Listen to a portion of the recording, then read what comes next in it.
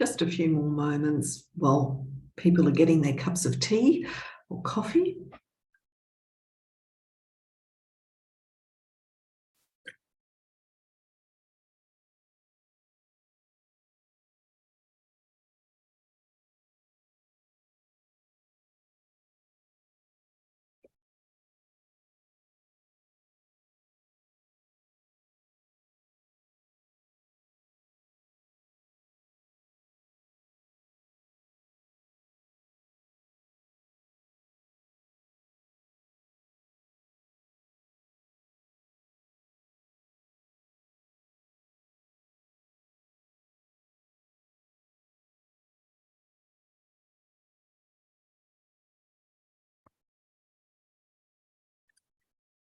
Well, good morning. I think we will make a start. My name's Marika Contellis and I am the CEO, and I begin by apologising that the wonderful and most awesome President of COTA New South Wales, Joan Hughes, is unable to join this session today. So I'll be facilitating and hopefully at least fill one of Joan's shoes. I know I can't fill both. Hope you're well. I begin by acknowledging that I am sitting here on Gadigal Wongal land. I pay my respects to elders past, present and emerging. I'm sure whatever land you are sitting on and joining this webinar on, this is Aboriginal land, was never ceded. We have got an important topic to talk about today: domestic, family and sexual violence. We'll also be talking about elder abuse. It's a topic that sometimes we don't want to talk about. It's a topic that can make us all feel quite uncomfortable. It's a topic that can also trigger a range of emotions in us. For whatever reason, we know, and certainly I know in the years that I have worked in the sector, working with women and children, that when you have a large group that you speak to, there will be someone who has had a lived experience of violence.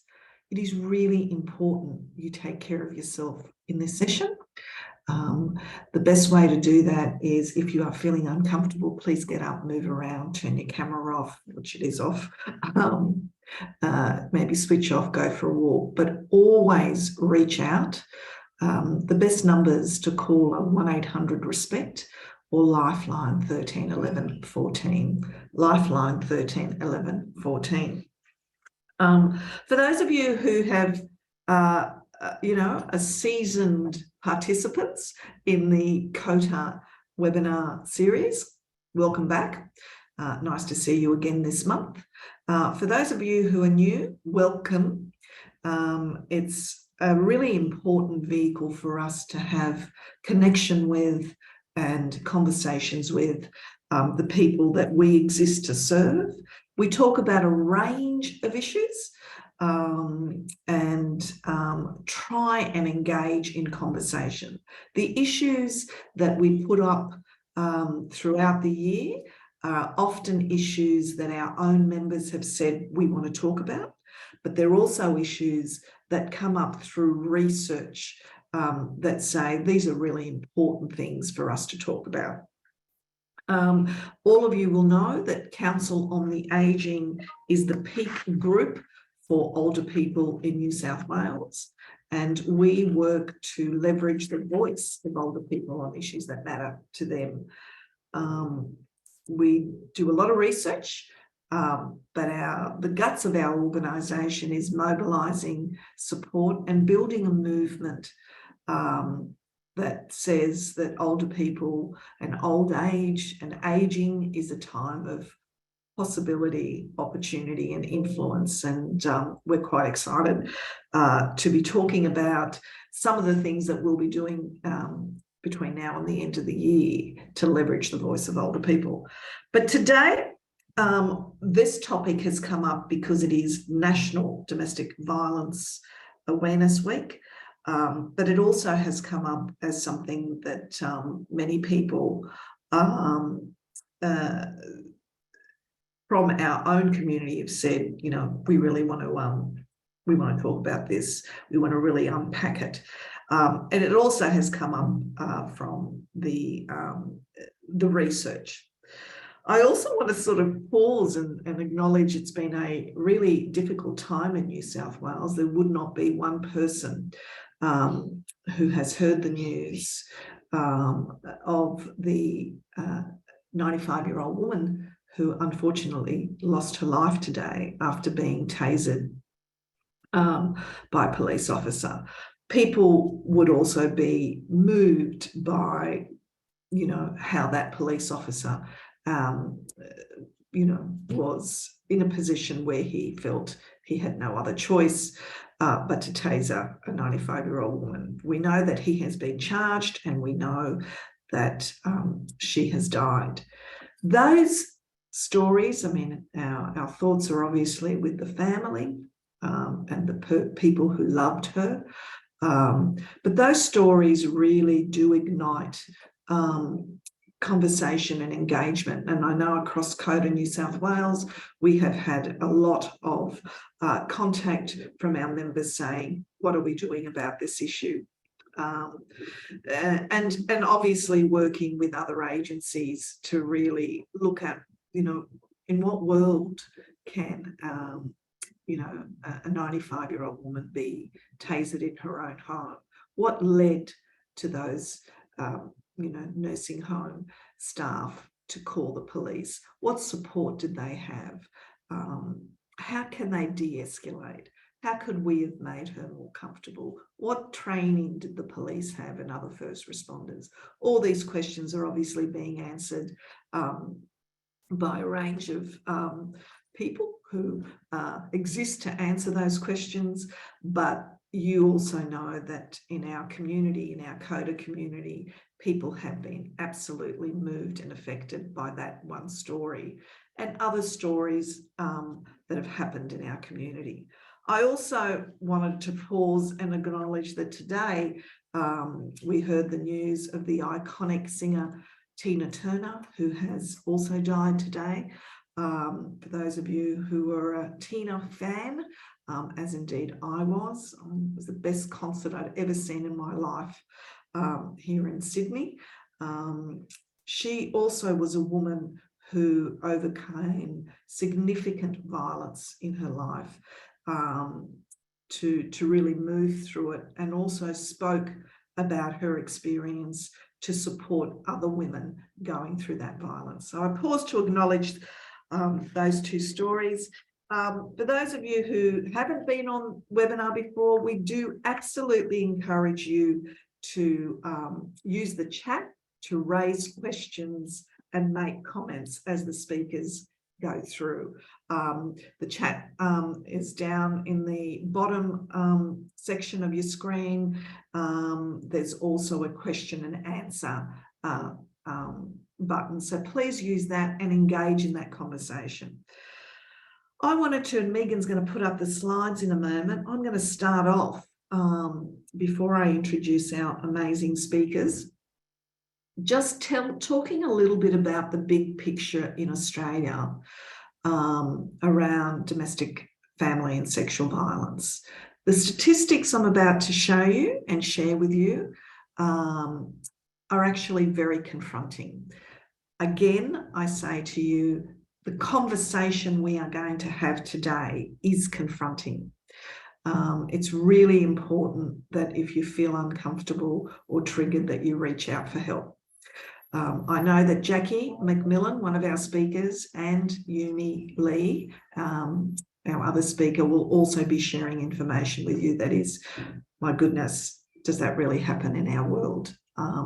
And the evidence is that it is. Partner violence impacts 1 in 6 women and 1 in 16 men. We often get comments, yeah, well, you know, you're always talking about women who are, you know, victims of violence. Men are victims of violence too. Yes, they are. Men and boys are. But the evidence is overwhelming. You're far more likely to be impacted by violence if you are a woman than if you are a man. Megan? Sexual violence impacts 1 in 5 women and 1 in 20 men. There's, again, the evidence is overwhelming that women are far more likely to experience sexual violence than men. Megan? I can't even see that part. Let's go have a look there. Let me just move that there. Indigenous Australians, and this is another confronting and horrific statistics, but Indigenous Australians are 2 times as likely to be victims of intimate partner homicide than their non-Indigenous peers. Sexual and physical violence impacts 1 in 6 girls and 1 in 9 boys. So what we know is that young boys are also at risk. As they become men, their risk decreases. But what we also know is that those who've experienced sexual violence as a child may move on to becoming perpetrators of violence. Domestic family violence is the leading cause of homelessness. And this is an area that COTA New South Wales works in and works with a number of housing groups and homelessness services. 72,000 women, 34,000 children and 9,000 men were identified as homeless because of domestic family social violence and sexual violence. And that was a statistic from 2016. We think those numbers are higher now. Megan? 1 in 3 LGBTQI plus people experience violence from a partner, ex-partner or family member. So you're more likely to experience violence if you identify as being LGBTQI+.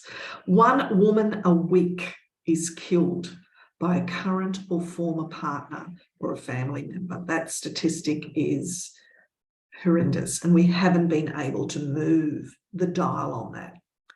What we know is that those who are most vulnerable are children, young people, people with disability, people from culturally and linguistically diverse backgrounds, LGBTQI+ people, Indigenous Australians, older women, people in rural and remote areas, socioeconomically disadvantaged people. The risk of experiencing domestic, family and sexual violence goes up if you belong to one of those groups.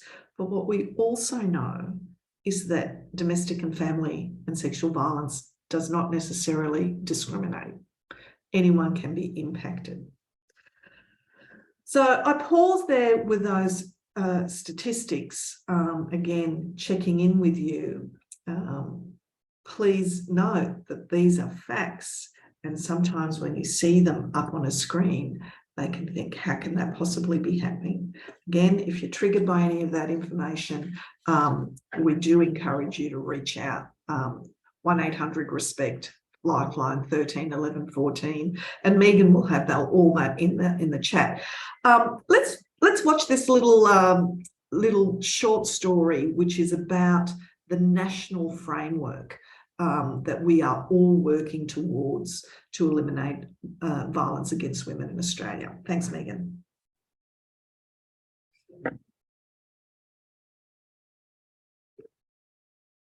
We can't hear that.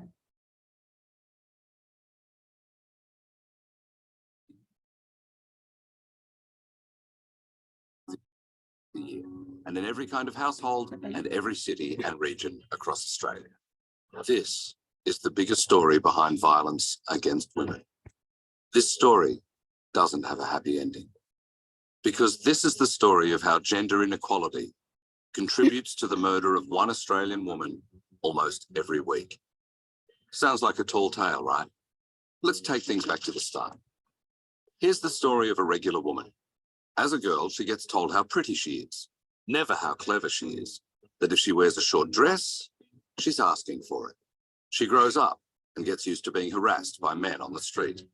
That's just the way it is. Here's the story of a regular man. As a boy, he learns that women aren't equal to men from a very early age. Even though both his parents work, on the weekends, his mum does the housework while dad watches sport. When he cries about being bullied at school, his dad tells him to stop being such a girl and just punch him right back. Technically speaking, we'd say that these social norms, practices, and structures have shaped both the boy and the girl, creating a society where women are valued less and men are expected to be dominant and in control. In such a world, disrespect and hostility is excused, and violence against women is far more likely. But back to our story. The girl grows up into a woman, the boy grows into a man, and they begin to date. He jokes that he hopes she doesn't get fat now that we're together. She's not sure whether she should laugh. They have the same education and do similar work, yet he earns more money. He's quickly promoted, like other men in the company, while she gets overlooked. At home, she does all the household chores, and he takes control of their joint finances, seeing as he's the main breadwinner and all. When they're at the pub, he puts her down in front of his mates. His friends stay quiet. In the morning, he wakes up and blames the alcohol and stress. He always has an excuse. When she gets pregnant, her boss says she can't come back part-time. After the baby is born, the lack of flexible job opportunities and childcare keeps her out of the workforce. She is socially isolated and financially dependent on him. He controls decision-making, and her. They are not equals. She is dependent on him for everything. So she never tells anyone that he has started to hit her. She doesn't say anything to her family or friends. She grows more isolated. She has nothing else but him, so she lives with the violence until their story ends, one way or another. This story isn't a one-off. It's a story shared by 1 in 4 Australian women who have experienced physical or sexual violence from a current or former partner. And it's a story of 1 in 5 women since the age of 15 who experience sexual violence, including rape, 1 in 4 emotional violence, and 1 in 3 women physical violence. But it's also a story that affects children. More than half of the women who experienced violence had children in their care when the violence occurred. For victims and perpetrators, violence against women is the conclusion often reached after a life lived in a society where women and men aren't treated equally. But we, you and I, can change the narrative. Better education, policies, practices, support and funding can prevent this all too common story. When women and men have equal power, value, and opportunities in relationships and in society, violence against women is less likely. By nurturing caring, respectful, and equal relationships, and by creating equitable and inclusive communities, workplaces, and institutions, we can create a society of equality and respect, where violence against women is unthinkable. Let's change the story, because ending violence against women starts with gender equality.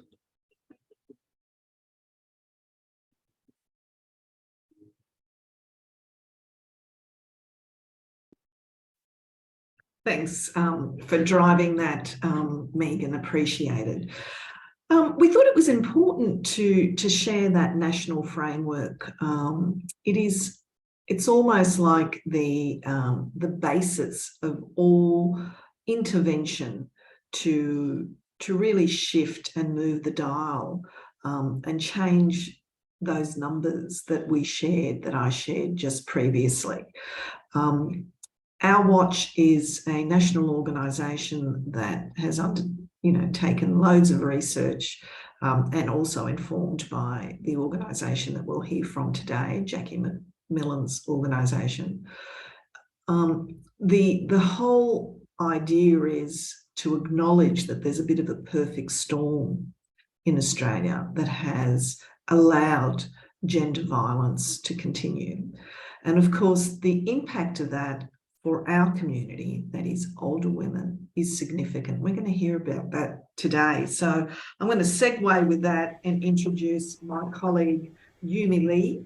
Yumi is the Chief Executive Officer of a very established organisation called the Older Women's Network. Some of you may have heard of the Older Women's Network.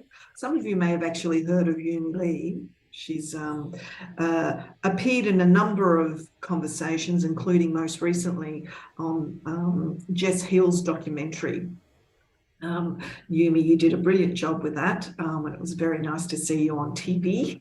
I think that what Yumi will share with you is obviously information that leads to and an understanding of why older people are at risk of elder abuse. Yumi, thank you so much and welcome. Thank you. Good morning. And I really appreciate the opportunity to share the perspectives of the Older Women's Network on this important topic of domestic, family, and sexual violence. If you permit, I would like to share my screen with you so to take you through my presentation. So let's try to see if that works. Can you, that is not the screen I wanted to share with you. Of course, it worked perfectly. Yeah, there we go. During the practice run. And let's try this. Can you see my screen? Yes? Yes, we can. Thank you. Okay, fabulous. Right. So before I begin, I'd like to acknowledge that I'm zooming in from Darug country and pay my respects to the traditional custodians of the land, the elders past and present, and extend my respect to all First Nations people in this webinar.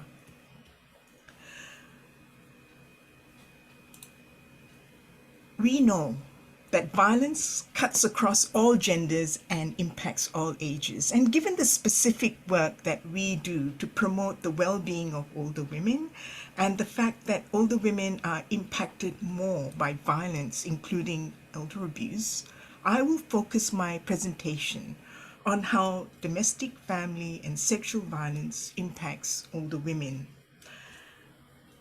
I would like to first share with you a video. This is Marguerite's story. This video was made by the Older Women's Network for the Inner West Region Elder Abuse Collaborative.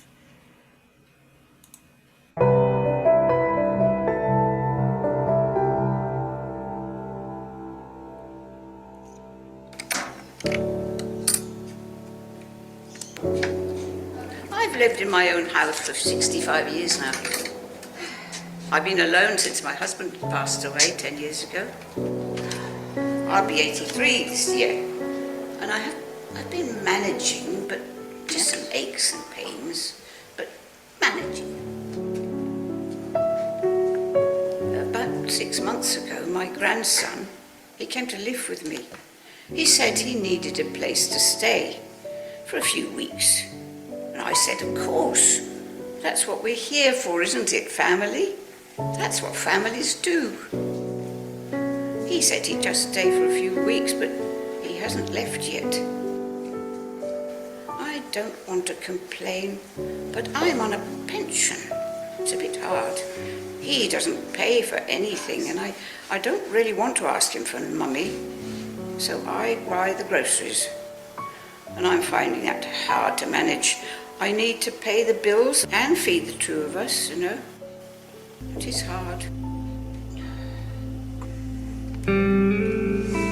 I don't want to complain or make a fuss, but Michael scares me. I don't know where he gets his temper from, his nasty temper. It's definitely not from my side of the family. He gets angry so quick, you know. I get frightened when he gets mad. He's been in jail before. And you know, he's my grandson. I don't want to get him into trouble with the law.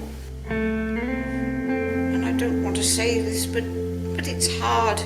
Things are not getting any better. I worry a lot. Sometimes he comes home in a really bad mood and he yells at me.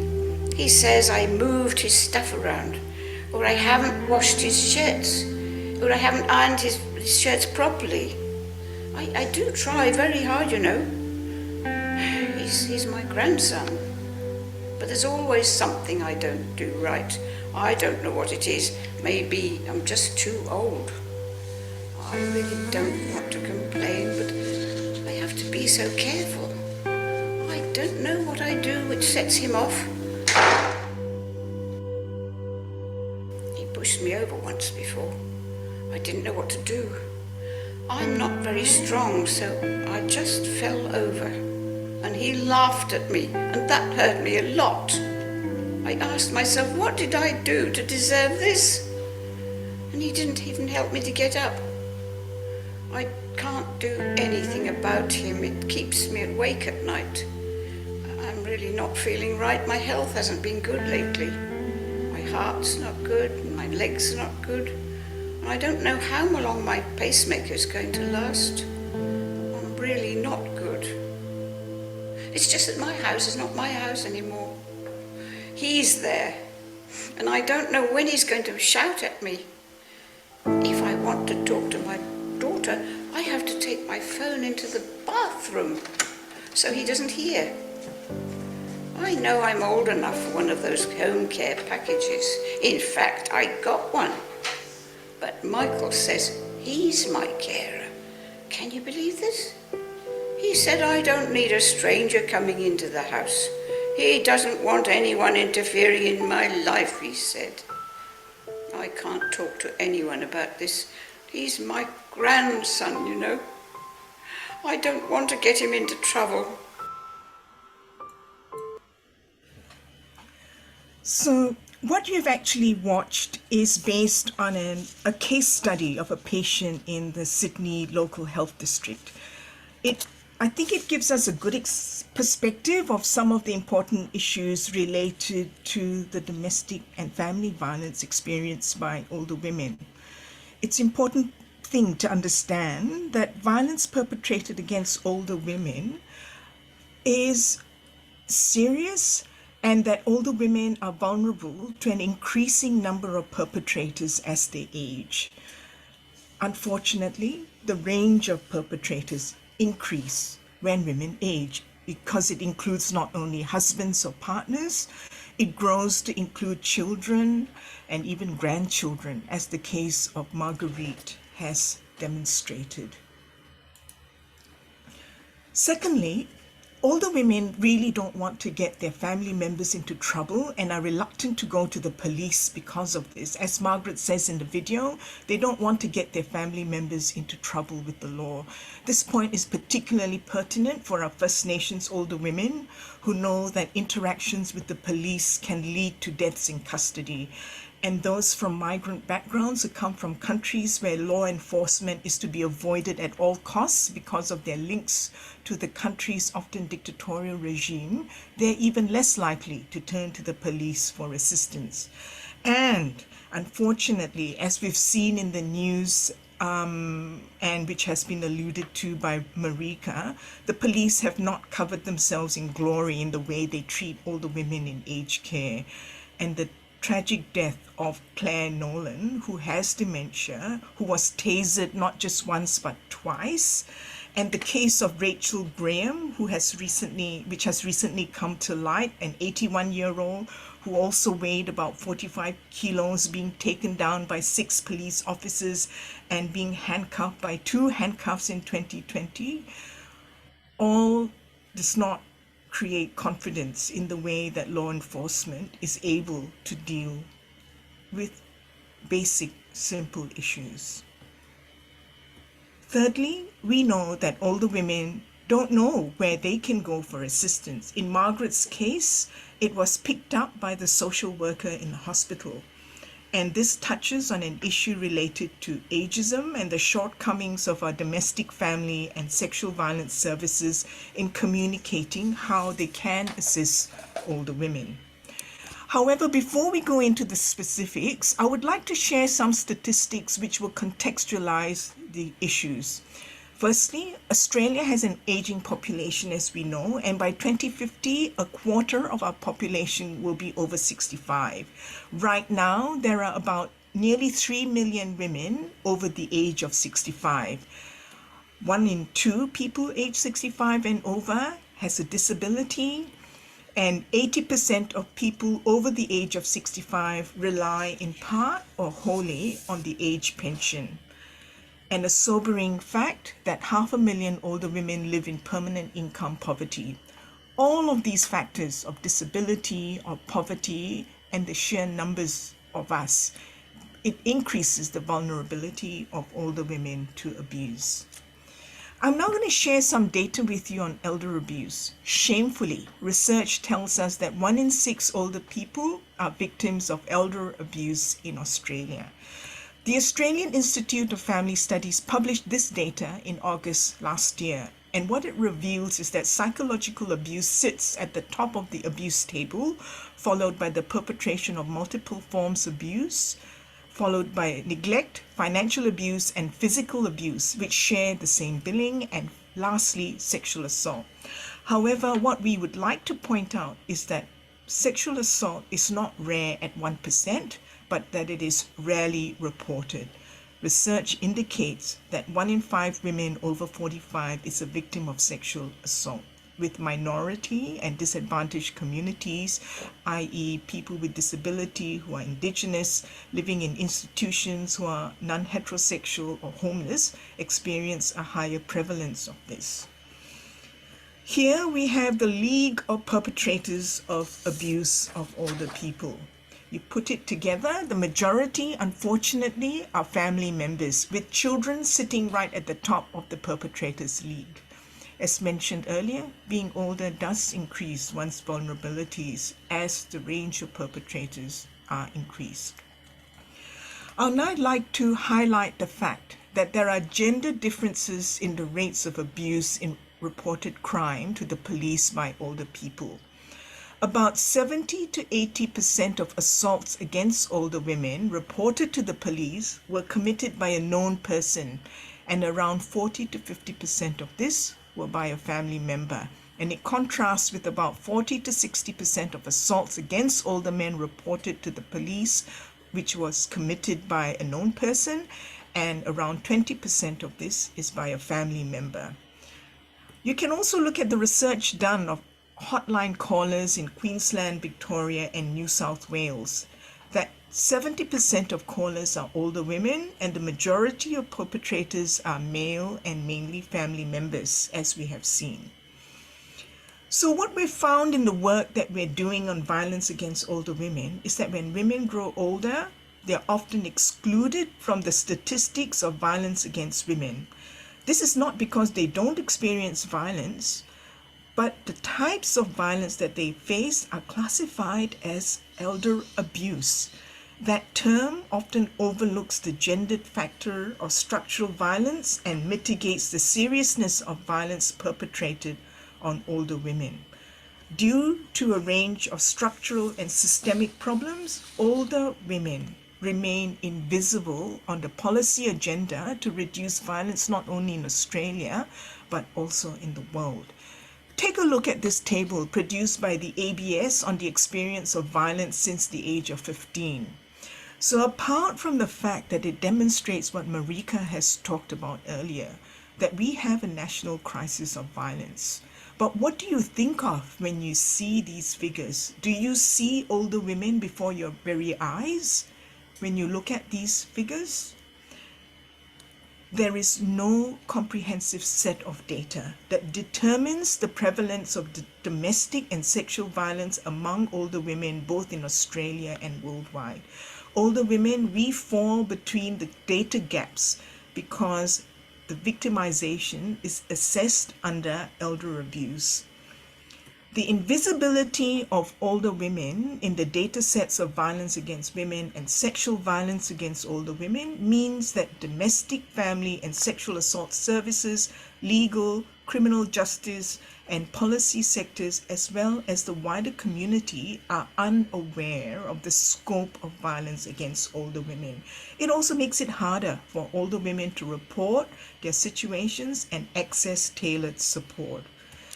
One glaring example of where older women have been left behind and rendered invisible is in the new coercive control legislation in New South Wales, which is really specific, very specific in criminalizing coercive control only in cases where it is exercised in intimate partner relationships. You've seen from the data I've shared with you that older women experience violence at the hands of more than intimate partners, with the range of perpetrators expanding in their later life. It is clearly nonsensical that the Coercive Control Act perpetrated by one's husband is deemed a criminal act, but when the exact same act is perpetrated by a child, it is not.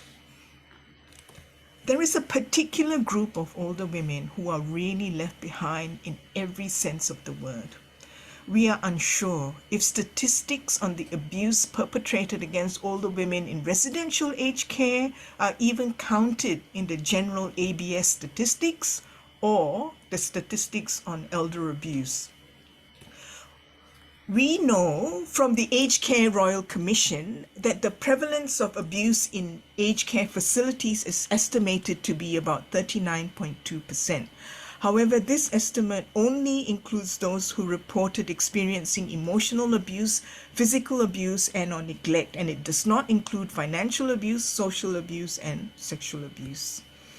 It was precisely because of the horrific situation that older women continue to be sexually assaulted even in the twilight of their lives that OWN New South Wales, we worked with Dr. Catherine Barrett from Celebrate Aging and OPAN to develop a suite of resources to build the capacity of aged care facilities to understand, recognize, and deal with sexual assaults.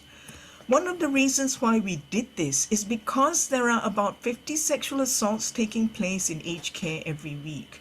And more to the point, when KPMG did research on this issue, it found that aged care providers believed that in 58% of sexual assault cases, there was no impact on the victim. At the inaugural National Domestic, Family and Sexual Violence Conference on Healing and Recovery, Dr. Catherine Barrett and I presented a 6-step service model as a proposed way forward for all services to include older women, actively include older women. One element of that model is to ensure that services are accessible to older women and that the message of welcome to the service includes the images and voices of older women. I'd like to end the presentation with another video, and this was made by the Older Women's Network for the Ready to Listen campaign. We need allies to end violence against older women, and we thank the men who shared their voices to this end.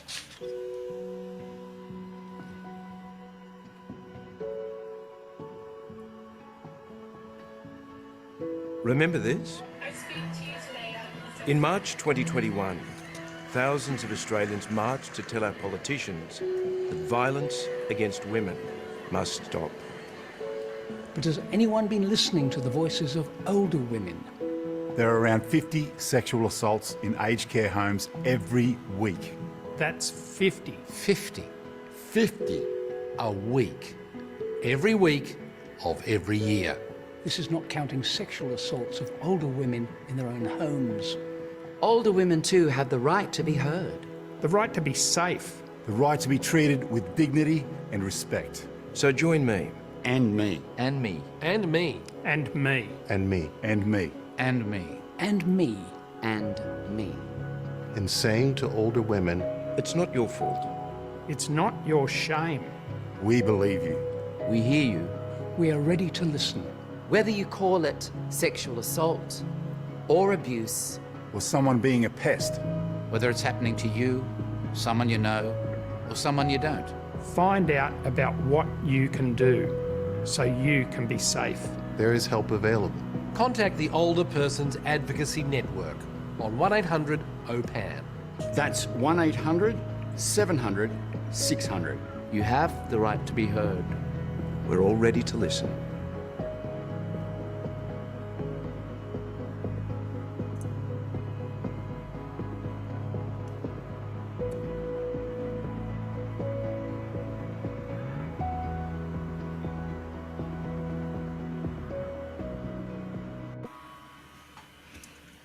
Thank you very much. If you'd like to find out more about the Older Women's Network, please go to our website. You can Google Older Women's Network New South Wales, and you will be able to find information about the work that we are doing to end violence against women, as well as all the other projects that we have ongoing. Thank you. Yumi, thank you for taking the time, putting that presentation together. The depth of the information and certainly the power of those videos, I think really hits home. Those statistics and facts really come to life when you put names to the story. And I think Marguerite's story, the first video you shared with us, really resonates and certainly resonated with me, my experience in working with people who are at risk of violence.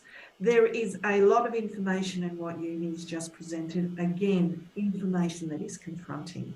Please think about any of the questions that you might want to ask Yumi and or Jackie at the end of this session. We're going to move into Jackie's conversation now. Again, some more and additional information, but a sincere thanks to you, Yumi. Very powerful.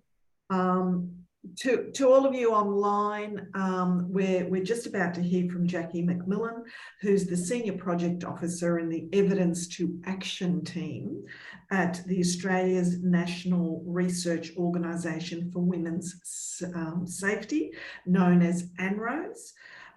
She works to translate that sort of research evidence into policy and practice. What does it really mean? What does that statistic really mean for all of us? She's got qualifications in social philosophy and women's studies with a focus on sexual consent. Jackie has 20 years experience in the health and human services sector and extensive experience working with New South Wales sex workers. At ANROS, she's overseen projects related to intimate partner homicide, family law, sexual violence, sexual harassment, respectful relationships, domestic and family violence, technology facilitated abuse, children with experience of violence, health and mental health. In other words, Jackie really is one of our nation's experts, and we're delighted to welcome you here today, Jackie. Thanks again for your time. Thank you so much. It's really exciting to be here. ANROS and COTA have a special relationship because we happen to share an office. So it's especially nice to talk to you today. And I'd just like to acknowledge Yumi's wonderful presentation and how important it is to actually see video and bring statistics to life in such a impactful way. As Marika explained, I work on the Evidence to Action team at ANROS, and I've got a presentation that I'm just going to load up for you now.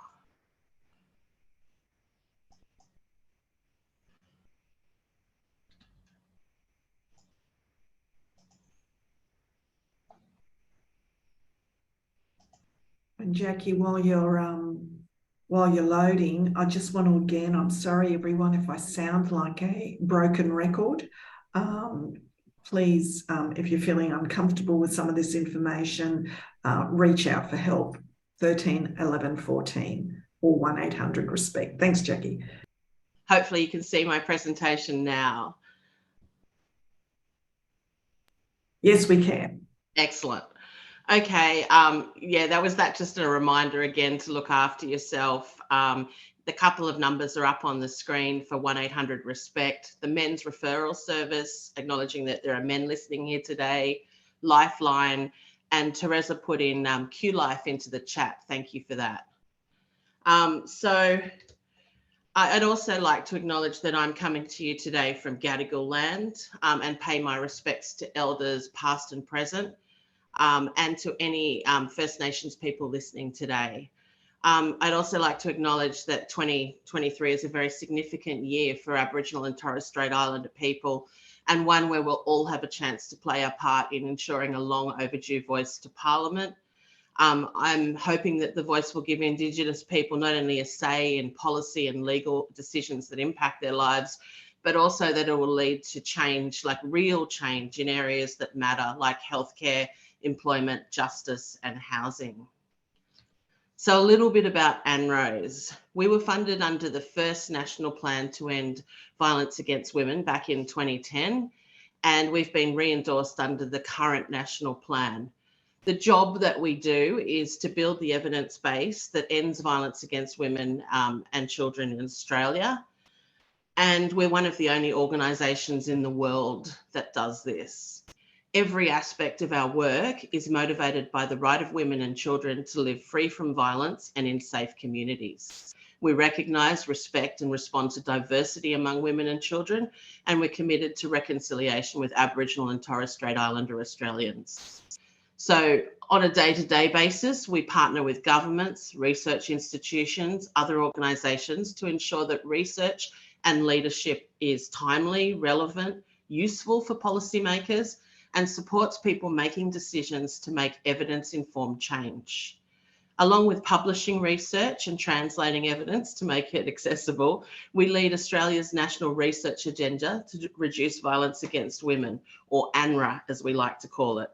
The ANRA sets out the priority gaps in research that we need to fill in order to end violence against women and children. It's useful to academics, researchers, research funding bodies and governments across Australia. We're also the home of the National Community Attitudes Towards Violence Against Women survey. This is the world's longest running population level survey of community attitudes about violence against women. And I'm going to come back to this one a little bit later. So that I'm not speaking gobbledygook, I'm just checking that when we're on the same page with terminology. So when I talk about victim and survivor, it's the one person, but it's just two terms to acknowledge the journey that one might take after experiencing violence. Some people who talk about this might say women who experience violence or children who experience violence because they think that it labels the behaviour.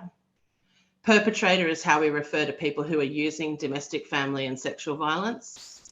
And domestic and family violence is violence committed by somebody in the victim and survivor's domestic circle. This includes partners and ex-partners, immediate family members, other relatives, family, friends and kinship groups. Yumi flagged that when we talk about coercive control and we have legislation that only talks about an intimate partner, that excludes people from our definition of who's experiencing domestic and family violence.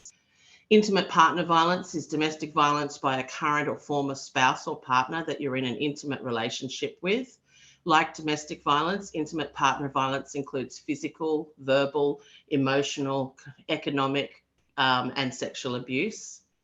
And coercive control is a pattern of controlling and manipulative behaviours within a relationship that are designed to remove the victim and survivor's agency, their ability to make decisions about their own life. You've probably heard a lot about it recently in Australia as multiple states are moving to criminalise coercive control. New South Wales, for example, passed a law in November in 2022, although it won't come into effect until June 2024. That's because coercive control is complex and it can be tricky to recognise. And the time between the law passing and it coming into effect will give police and other parts of the justice system a chance to train frontline staff. Coercive control is unique and it's targeted and designed around an individual.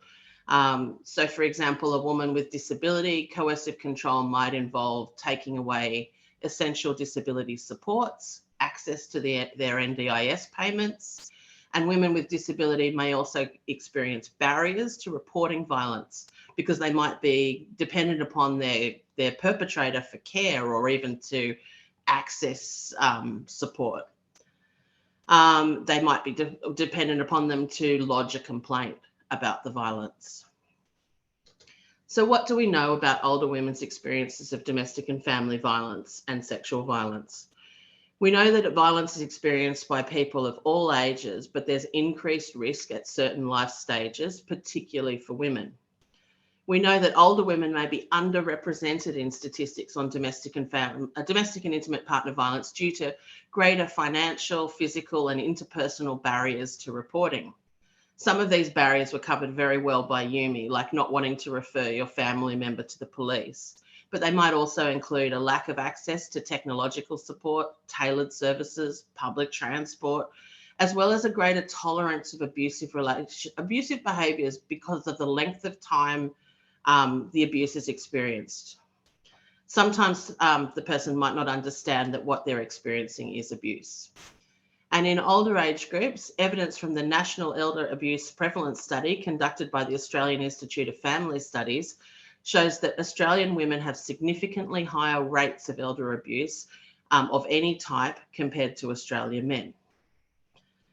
So now we're going to delve into sexual abuse. This is about an ANROS study led by researchers from the University of Newcastle. They analysed data in the Australian, sorry, my notes just disappeared. The Australian Longitudinal Study on Women's Health, the ALSWH. So this is the largest and longest running study of its time, and it's collected sexual violence data since 1996 from more than 57,000 women. So the ANROS study used this data to examine sexual violence across a woman's lifetime, from childhood to adulthood for the first time, including the effects of sexual violence on her education, her health, her economic, social, and emotional well-being. It found that the prevalence of sexual violence is high for women across different age groups. For example, 1 in 4, 26% of women aged 68 to 73 in 2019, when the study was done, reported that they'd experienced sexual violence in their lifetime. The study found that 1 in 7, 14% of women aged 68 to 73, reported that they had experienced sexual violence in their childhood. Now, when you experience sexual violence in childhood, it's a risk factor for re-victimization. So, for example, women who had experienced sexual violence during childhood were twice as likely to have reported recent sexual violence compared to women who had not. Women who had experienced sexual violence during childhood were 33 to 59% more likely to have reported experiencing domestic violence compared to women who had not. So what is the impact of sexual violence? Regardless of age or generation, women who had experienced sexual violence reported worse physical and mental health than women who had never experienced sexual violence. I mean, other ANROS research shows that when you experience repeated victimization, you can go on to develop complex trauma, which comes with a lot of psychological and physiological consequences.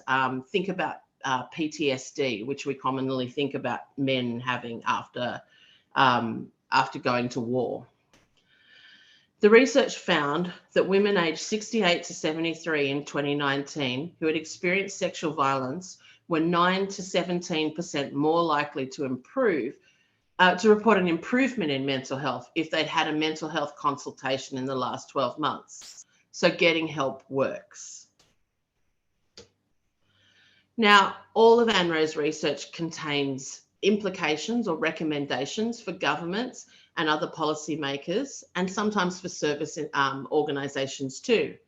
Some of the recommendations from this research into sexual violence included identifying sexual violence as a health risk, developing a nationally consistent definition of sexual violence. The Australian government has already done some work on this.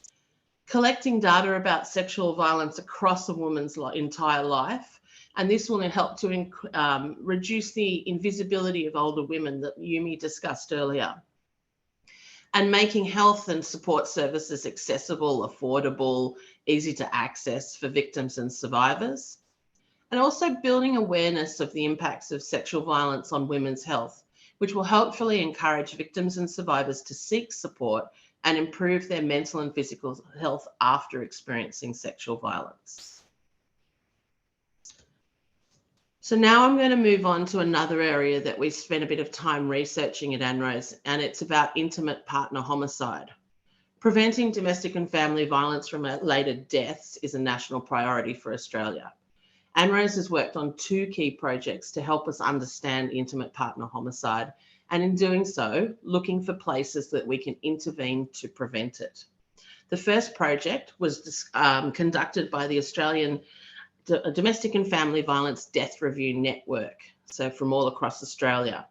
It examined the 311 intimate partner violence homicides across Australia that took place between the 1st of July in 2010 and the 30th of June in 2018. that followed an identifiable history of domestic violence. So more than 3/4 of those cases involved a male offender killing a current or former female partner. The vast majority of those male offenders had been the primary user of domestic violence behaviours against the woman that they killed. Fewer cases involved a female offender killing a current or former partner, or former male partner, about 20%. Even though in these cases, the female partner was the homicide offender, in the majority, 70% of those cases, she was also the primary domestic violence victim. Some of the characteristics I've got up on the screen now that the researchers found about intimate partner homicide offenders in Australia are they're likely to be male, they're likely to be born in Australia, 65% of the offenders were born here. They were aged between 18 and 82, but on average 42. Most of them, 64%, were in ongoing relationships with the woman that they killed. And those relationships could be as short as less than a year or as long as 45 years. As for their victims, they were mostly women, 70% of the cases, born in Australia, 70% of the cases, and they could have been aged between 16 and 78 years, on average 38. So the second project that ANRO's funded was focused only on looking at male perpetrated intimate partner homicide of female partners. So they examined 199 incidents that took place where a male offender was charged with killing their current or former female intimate partner. They took place in approximately the same period between the 1st of July 2007 and the 30th of June 2018. So this research identified that there are complex and diverse pathways that can lead to a lethal event.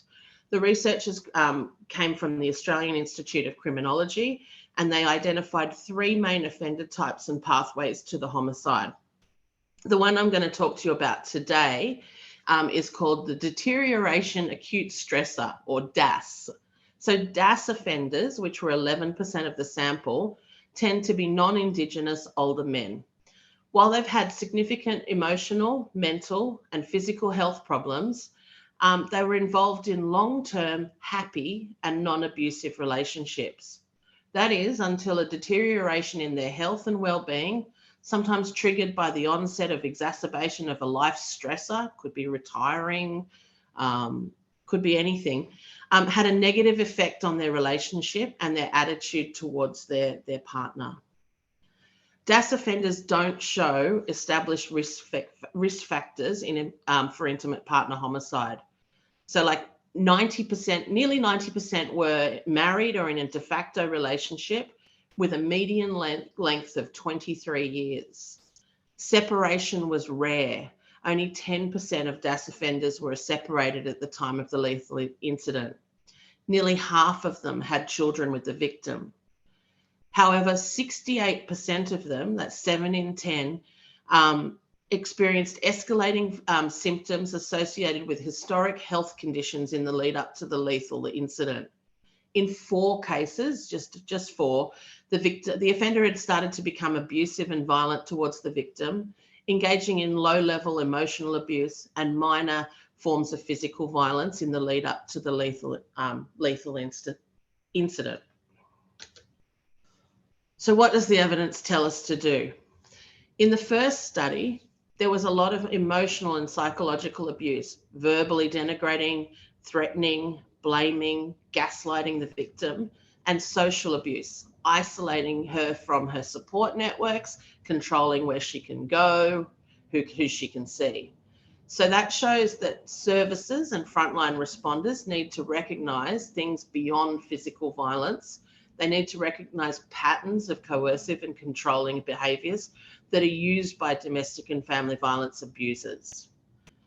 In the second study, while the DAS offenders are hard to recognise because they don't have the same characteristics that we expect, mental health services are very well placed to conduct risk assessments and identify risk of intimate partner homicide in the context of deteriorating mental health. So make sure he sees a doctor. Tell your doctor what's going on. So for the last bit of research I'm going to talk about, we're going to return to that National Community Attitude Survey towards Violence Against Women. We call it the NCAS for short. So as I mentioned before, it's the world's longest running population level survey of community attitudes towards violence against women.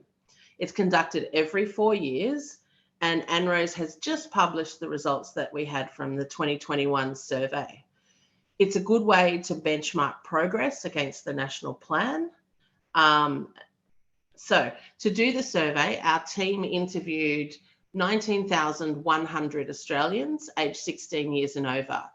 They used random sampling, and they got a sample that matches the Australian population that they compared to the census. Then they did some statistical tests to make sure that they could confidently generalise the findings to the whole population. So these conclusions allow us to make generalisations about Australians with a high degree of accuracy. So the NCAS found that while understanding and rejection of domestic violence and sexual violence have generally improved in Australia, there's still a long way to go. For example, 91% of respondents believe that violence against women is a problem in Australia. Only half of those respondents believe it's a problem in their own suburb or town. The NCAS found some significant improvements in understanding and attitudes of violence against women over the last decade. In the time period after the release of the National Plan, so in 2010, Australians have showed greater understanding of different forms of violence. For example, in 2013, only 53% of respondents considered controlling a partner by denying them money as a form of domestic violence, and this has risen to 81% in 2021.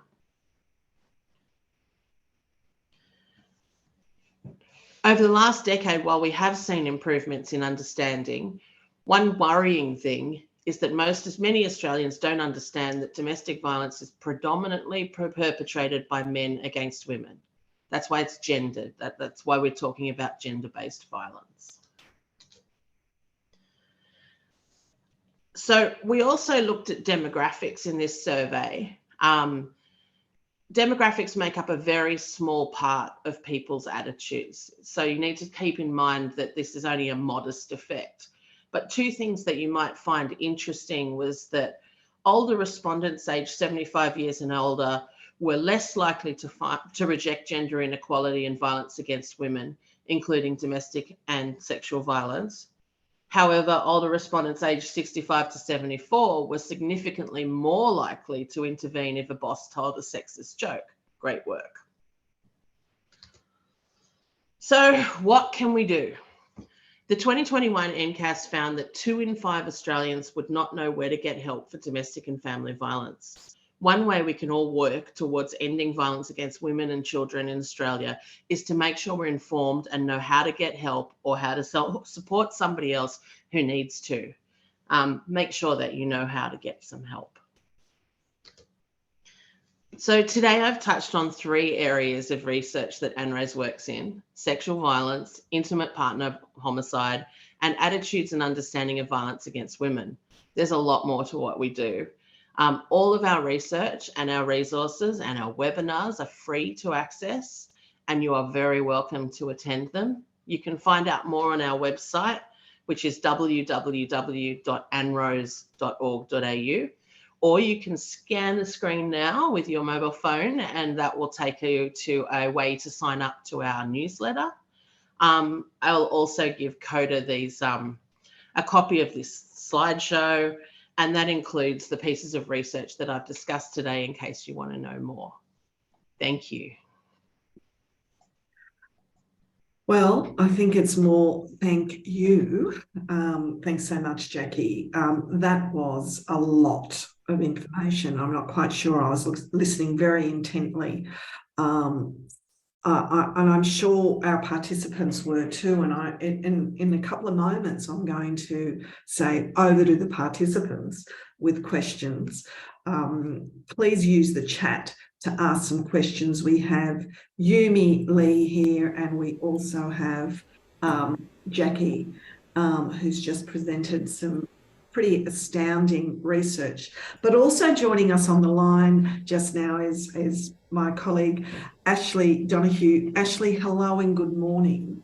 Ashley is the CEO of Mudgee Women's Service based in Redfern. Ashley is also known and respected as a very strong advocate of primary prevention, as well as a practitioner working with Aboriginal women. Ashley, welcome. Thanks for joining us. I'm not sure if you heard some of those, bit of those presentations, but certainly the statistics and the evidence that Jackie shared. Maybe a few words from you about the work that you do in your organisation. Thank you. Thank you, Marika. And thank you, Jackie. I did catch your presentation, and it was, I found myself taking photos of your slides thinking, yes, that's the information. So big congratulations on that presentation. That was really informative and well presented. So thank you. I'm just a little ring-in today, but I am the CEO of Mudgee Aboriginal Women's Centre, and we are an Aboriginal Women's Centre that is 100% run by and for Aboriginal women, which makes us very unique and the only one in metropolitan Sydney. We've been around for 31 years. We're essentially a drop-in centre, so we don't have a criteria of the women that we see or who we advocate for. Any Aboriginal or Torres Strait Islander woman walks through the doors of Mudgee, we do our very best to advocate for and to, you know, assist in any way that we can.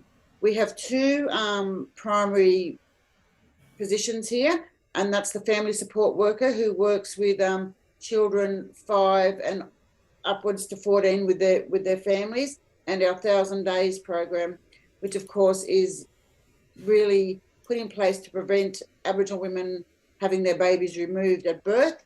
And so any Aboriginal woman that has a birth alert, or they can come and do our program, and that helps them in the process of keeping their babies with them.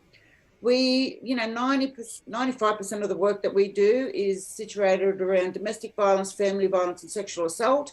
However, we are not funded by government in any of those areas, and we get by doing this work on philanthropical money and donations. So the two programs I mentioned, they're the only funded programs, one by federal, one by state. And, you know, we just do the work because as Aboriginal women, we sit at the highest percentage of everything violent in Australia. And, you know, if my issue around funding just at the moment is that if government aren't funding the only Aboriginal Women's Centre in the heart of Redfern who's working on the ground, not after the fact, like we're the workers that are seeing women walk through our doors covered in blood. We're the women will run and buzz our buzzer running away from men. Women that have, you know, sleeping rough, mental health, all of it. We deal with all of it, and we do so with a staff of 5. And in that 5, there's only one permanent worker. But I'm not here to, you know, talk about that. I'm here to talk about the great work that we're all doing, and that I believe is in making Australia a safer space for all women, children and families. And so I congratulate you all on the great work that you're doing, and thank you, Marika, for inviting me just to mention Mudgee. And if you're around, drop in. I'm happy to meet up with any of you to build partnerships, to build foundations, and to go forward with determination to make this country safer for us. Thank you. Actually, that's really lovely, and I'm really glad that you've popped in. And I think it's a great segue. And I'm going to go to there's a question in the chat, and I'll go to that in a moment. But to Jackie, Yumi, and Ashley, I mean, we've just heard the evidence, and it's overwhelming. You know, it is unsafe. I mean, we really have a national problem here, and have had it for a long time. Violence is just, you know, epidemic. What is working? What, you know, we've all got funding, you know, Ashley doesn't, but there is all funding to support. There's millions and millions and millions and billions of dollars going into preventing violence. What what do you think is working to move the dial? I'm going to go to maybe Jackie first. Well, it's funny you should ask that, because ANROS is just about to launch an evidence portal that will help policymakers and practitioners assess what is working. So it's a watch this space one from us, but it'll be on the ANROS website and free for everybody to access. Thanks. So again, evidence of what is working, not just sort of feel, so that we will look forward to that. Yumi, what do you think is working? I think that as Jackie has intimated in her presentation, there is a change in attitude. I think there is some great work that's being done with younger people. For example, they have a Love Bites program that is rolling out in schools to teach younger people about respectful relationships. However, even though you say there is millions being pumped into this, I believe that the scale of the problem is such that the money that's being pumped in is completely inefficient, and it's also not going to where it is needed, for example, as Ashley has indicated. And most importantly, I think we need to have a fundamental shift in perspective. Last night, I attended the screening of a documentary called Uncharitable. And it basically is focused on the message of a fantastic person called Dan Pallotta in the United States of America, who says that our whole perspective of the non-government sector has to change.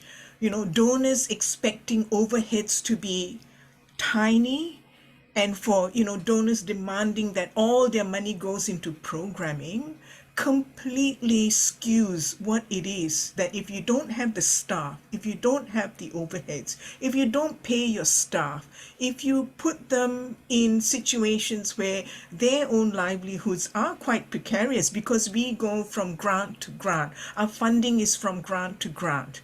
All of that impacts on the work that we can do better to support the community.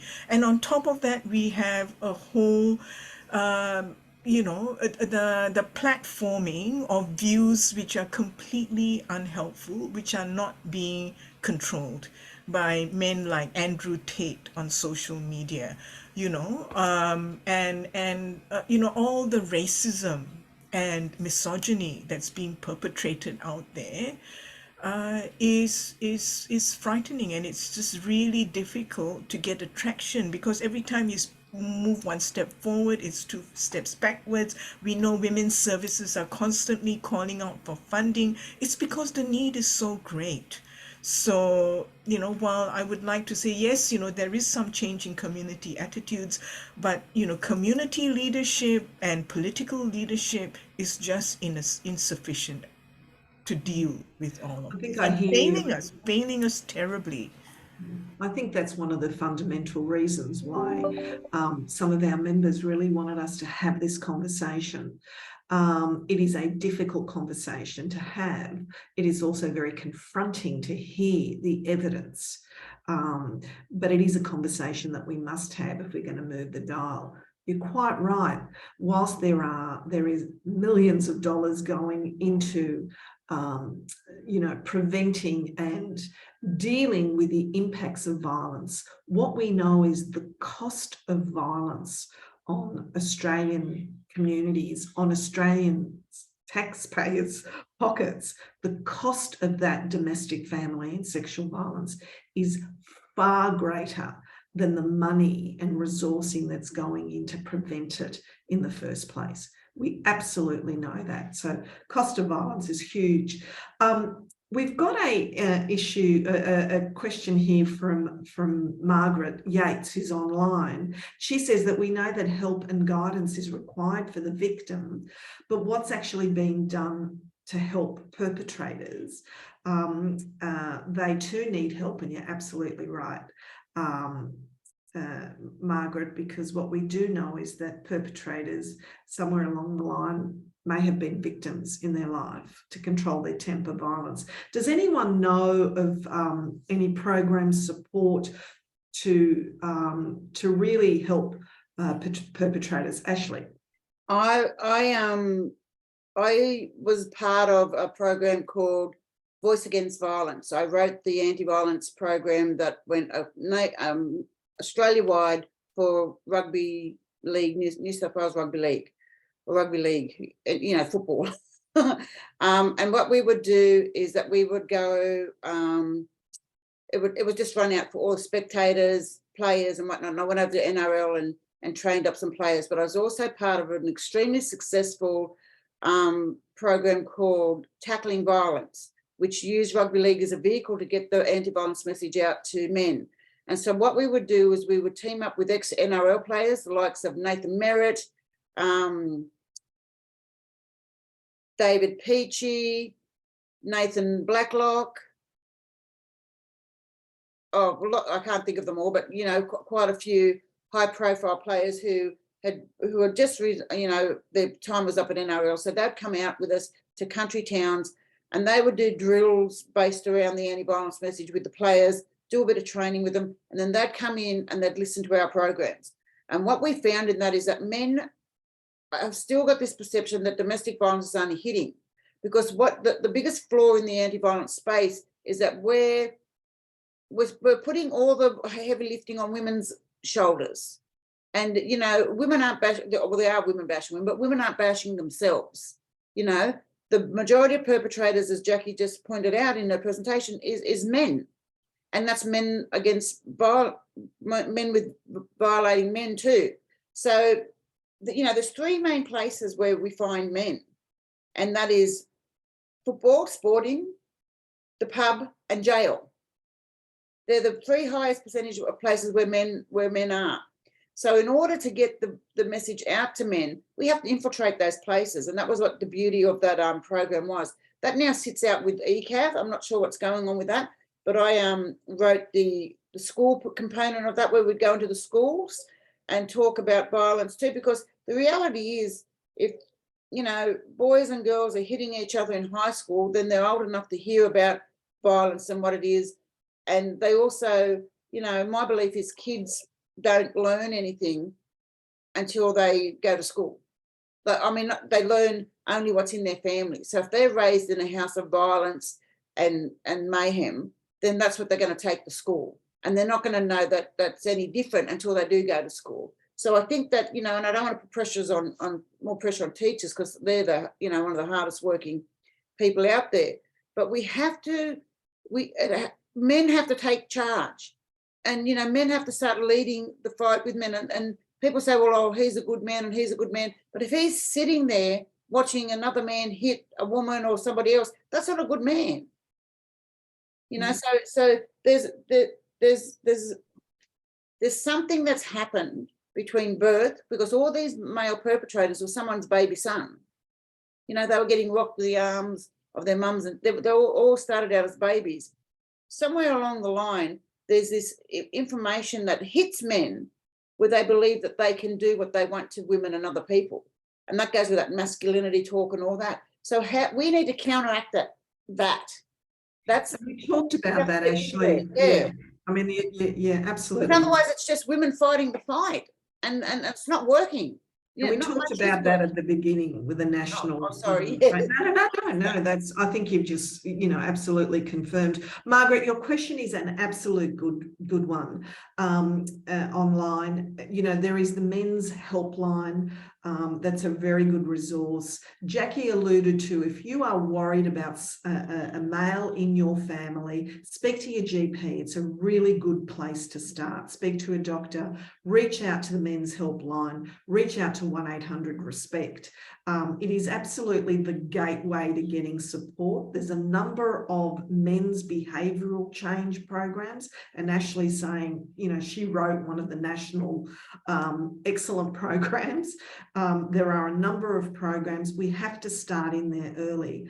I've got a question to all of you. And what happens if someone discloses to you, or you see that they may be experiencing some sort of violence? whether that's financial abuse or, gaslighting or physical abuse or sexual abuse, if they have disclosed it to you, or if you suspect that they may be victims, what can you do? Jackie, I might go to you first. A great question. We've had some recent research that we've done with the University of Melbourne and Professor Kelsey Hegarty. It's called the Voices Project that you can find. And we talked, in this research, we talked to both perpetrators and victims and survivors. And this whole idea of not being able to, not to navigate the system or know where to get help was really big. So one thing we can all do is skill ourselves up in providing people with pathways to navigate the system. And I think if we keep an eye on this research, it may well even produce a guide for friends and family down the track to help with that. What do you do? How do you intervene? What kind of scripts might you use to encourage somebody to seek assistance? And how can you help them? And I mean, 1-800-RESPECT does have all that information, so that's a good number to have to hand. Indeed, really good advice around that. One of the things I know I've learned very early on in my work with people who've experienced violence is don't judge. When someone tells you something, when someone shares something with you, don't judge them. Don't ask them a question about where, what, where were you. Believe them. It takes a lot of guts to actually admit to having experienced violence. It takes great courage to come out and say, look, I'm really worried. In Marguerite's story that Yumi shared, that woman was incredibly courageous, speaking about her experience with her grandson. So the advice I'm going to leave you with is, please do not judge people when they disclose to you that they have had an experience. I know Yumi wants to say one last thing. I can see she's unmuted. Yumi?